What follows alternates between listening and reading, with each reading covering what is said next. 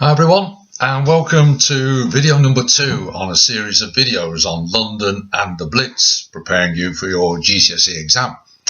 And this video, ladies and gentlemen, I'm going to concentrate on the actual Blitz itself. Okay, September 1940 through to May 1941, the Blitz on London. Now, the Germans had sent a few raids in August, almost like test raids to see what was happening, test out the defences. But the 7th of September marked the start of the Blitz, known as Black Saturday. Okay, now the Blitz we can divide into 2 stages. The first stage, 7th of September to the 19th of September, the Nazis concentrated mainly on targeting military targets because they wanted to disrupt the war effort. The second stage, from the 20th of September right through to the 10th of May, the Nazis decided to, yes, we will hit military targets, but we will also hit civilians. And the aim there, as well as to disrupt the war effort, was to damage the morale of Londoners. So the 7th of September, day and then night attack. 57 consecutive nights London was bombed in the Blitz. 7th of September started about 5 p.m. and it continued with a short lull for about 12 hours. Over 400 dead, 1,600 injured. This was the real thing. This was London being targeted, bombed and blitzed.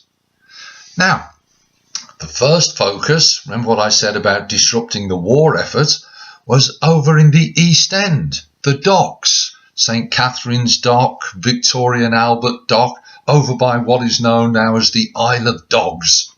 Woolwich Arsenal was also hit because of all the ammunition factories. So the East End of London was hit. But do you remember I introduced you to a character called generalization? And I said, beware of generalizations. Don't just say, oh, they targeted the East End of London. Because equally, on the 7th of September, the west side of London was also attacked. Battersea Power Station, because they wanted to disrupt the gas supply.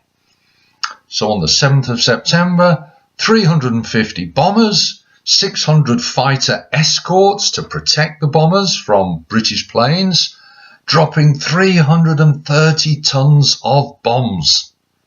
So we can see the Blitz started in a huge way on the 7th of September 1940. Generalization reporting for duty again.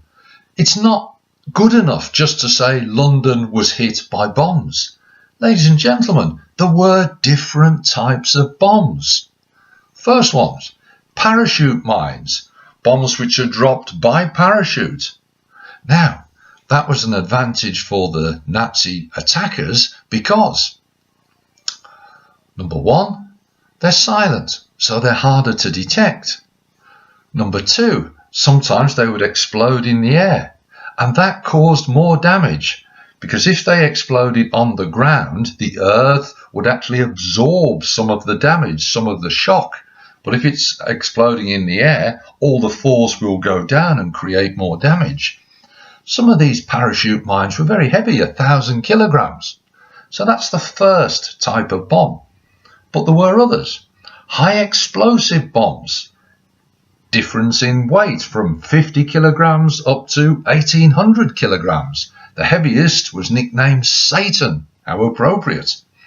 Now, some of these high explosive bombs, they were mainly aimed at destroying buildings. Others were designed for maximum shrapnel burst because they wanted to attack the civilians. Some of these high explosives had delayed fuses so that they would land and they wouldn't explode.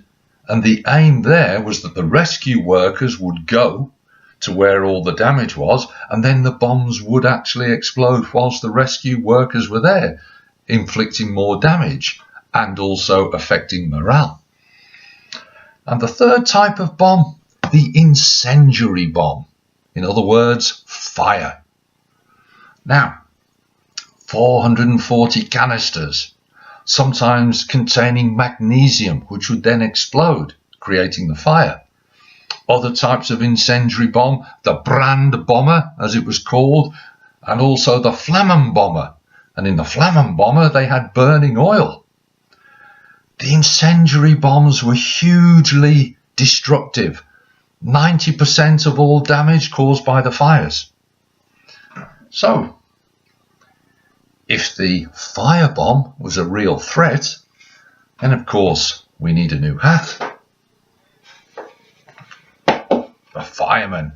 Now then, firefighting.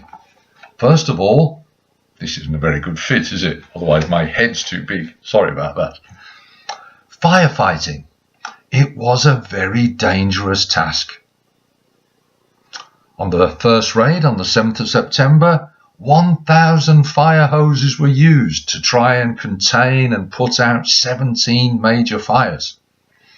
But of course, some of the bombs damaged the water mains.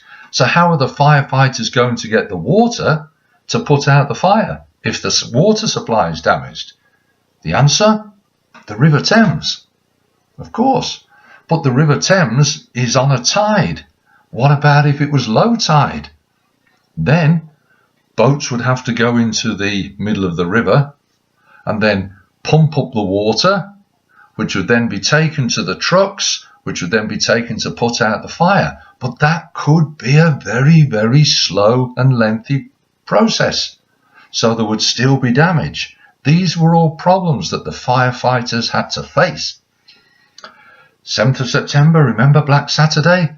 25,000 civilian auxiliary firemen, people who were helping out because of the emergency. They had to face a huge amount of damage. And throughout the Blitz, out of those auxiliary firemen, 327 did actually die on service. It was a dangerous thing. The Blitz in London, people who were volunteering to help, such as the auxiliary firefighters, they faced danger.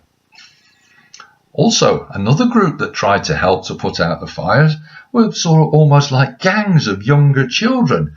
Now, there was one nicknamed the Dead End Kids, and they went round trying to help the authorities putting out the fire. And sadly, some of those did die, even though they were only young children. So incendiaries, firebombs, firefighting was a huge part of the Blitz.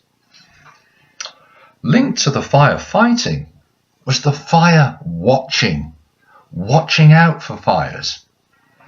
29th of December 1940, the Nazis introduced a new tactic, wave after wave of incendiary bombs, aimed at the City of London this time. That's where the Bank of England was. That's where there were hugely famous landmark buildings like St. Paul's Cathedral. And because there were so many firebombs, some historians have actually referred to this as the Second Great Fire of London. Bonus points if you can name the first Great Fire of London. When was it? Hurrah! You've all shouted. It was 1666, after the Great Plague of London in 1665.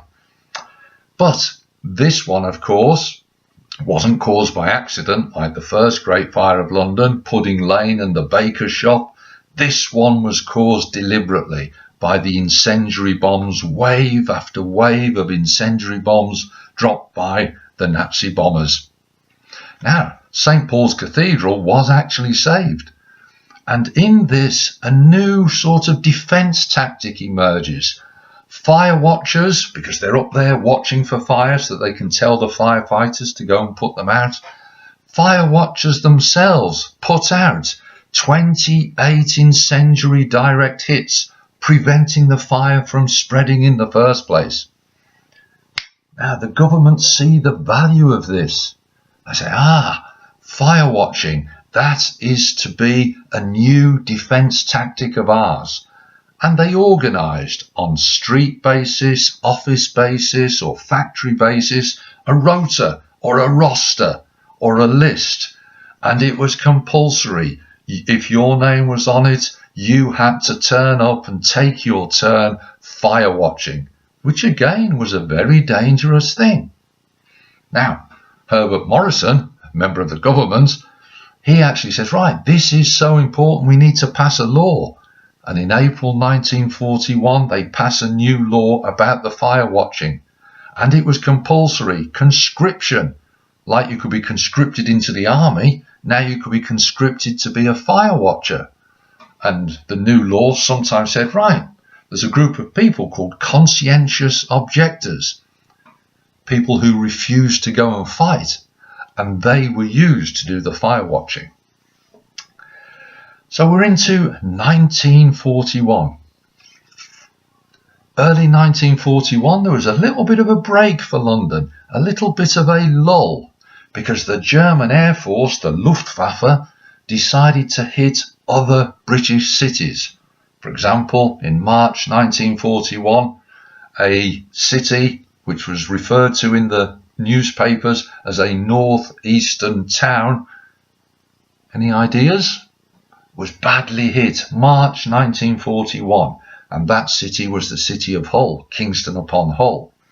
So there was a time where London was given a little bit of a breather as the German bombers hit other British cities. But then, 10th and 11th of May 1941, the German bombers returned. The focus once again was on London, with a very, very destructive raid. 1,400 people killed, almost 1,800 injured. Hugely damaging part of the Blitz, 10th and 11th of May 1941. And then we have a major lull, a major break for London. The Blitz, as we know it, 10th of May, 11th of May, was over. Why? Why, I wonder, would Hitler decide to stop bombing London? Have you got any ideas? I'll give you a little clue. Now then, can you see that hat? Can you see there? They have a communist symbol there, the hammer and the sickle, because Hitler makes one of his major decisions. Some people have said it turned out to be a huge mistake. June 1941, Hitler launched Operation Barbarossa, where the Nazi forces swept eastward to attack Russia, to attack the USSR. That gave London its break, because Hitler is concentrating most of his firepower, most of his planes, most of his bombers on Russia. So that ended the Blitz. 7th of September to the 10th of May. The Blitz was over, but at a cost. 28,000 people dead. Over 25,000 people injured. Over 1 million buildings damaged. 1 in 6 Londoners was homeless for at least one day. That's about 1.4 million people. The Blitz had had a huge impact on London before Hitler decided to go and attack the USSR in Operation Barbarossa, Operation Redbeard. So there we have it, ladies and gentlemen. Some details about the Blitz. Hopefully that might prove useful if you're asked that in an exam. Just before we finish, was London now off the hook? Or would the Nazi air attack return to London? That's the question. The answer to that will be in the next video. As ever, I hope it's been useful. All the best. Speak to you soon. Bye now.